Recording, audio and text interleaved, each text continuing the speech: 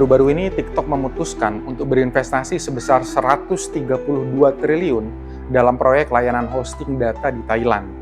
Salah satu faktor yang mempengaruhi keputusan ini adalah tingginya tingkat korupsi dan pungutan liar di Indonesia yang menciptakan hambatan signifikan bagi investor asing.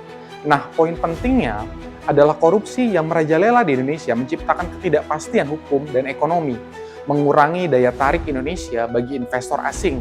Praktek korupsi meningkatkan biaya operasional dan risiko bisnis sehingga investor cenderung mencari alternatif negara-negara dengan tata kelola yang lebih baik. Bayangkan, dalam 2 tahun terakhir saja, korupsi di Indonesia buat kita geleng-geleng kepala. Pertama, skandal Pertamina. Pada Februari 2025, Kejaksaan Agung menetapkan 7 orang sebagai tersangka dalam kasus korupsi yang melibatkan Pertamina dan anak perusahaannya.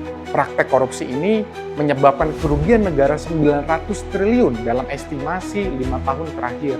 Di sana, para eksekutif diduga mengabaikan regulasi yang mewajibkan pembelian minyak mentah domestik dan malah memilih impor dengan biaya tinggi. Kedua, kasus PT Timah yang merugikan negara 300 triliun dan salah satu pelaku yakni Harvey Mois di pengadilan tingkat 1 divonis 6,5 tahun penjara dan ini melukai rasa keadilan. Meskipun vonis itu direvisi saat banding di pengadilan tinggi menjadi 20 tahun, namun publik sudah kecewa dulu terhadap lembaga yudikatif.